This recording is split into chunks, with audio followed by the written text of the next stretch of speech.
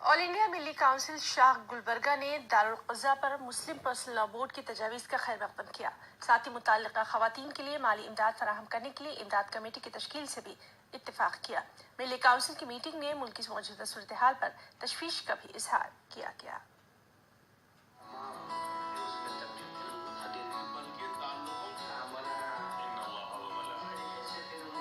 उलमाए कराम और दानिश्वर तबके का कहना है कि मुसलमानों के आइली मसाइल पर हुकूमत की तरफ से कानून साजी की कोशिश दरअसल मुसलमानों की तसाहुली का नतीजा है।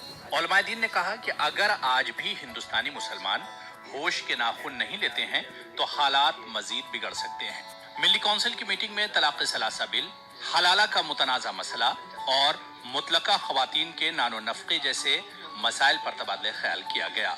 तो इस्लाम ने पहले से ये उनके लिए इंतज़ाम किया है कि उसकी किफ़ालत मिल्लत इस्लामिया पर है।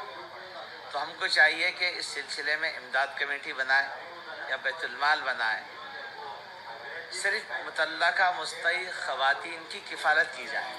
मिली काउंसिल के रहनुमाओं ने दारुल क़ज़ा को मुतवाज़ी अदालतें करार देने के इल्ज़ामात को मुस्तरद कर दिया और दारुल क़ज़ा को मुआविन अदालत करार दिया। मीटिंग में मिली काउंसिल शाह गुलबर्गा की तौसी करने पर भी तबादला ख्याल किया गया। हर महलों के अंदर भी और शहर के अंदर भी दारुल क़ज़ा ऐसे कायम होते रहना चाहिए, जहाँ पर भी जो भी मुसलमान जहाँ भी जा सके वहाँ पर किसी आलिम से उसका ताल्लुक़ हो तो वहाँ पर जाकर अपने मसले को हल कर ले। ये जब कमेटियाँ तश्कील दी जाएंगी ताल्लुक़ सतह पर और ब्लॉक लेवल पर, इंशाअल्लाह हम जो ये हालात जो सामने आ रहे हैं, दारुल इफ्ता हो, दारुल क़ज़ा हो या और दीगर जो मसाइल हैं, तलाक़ सलासा, ये अवाम में शऊर बेदार लाने का हम काम करेंगे। मिली काउंसिल के रहनुमाओं ने अक़लियती तबके के अमीर अफराद से अपील की है कि वो मीडिया के मैदान में सरमायाकारी करें।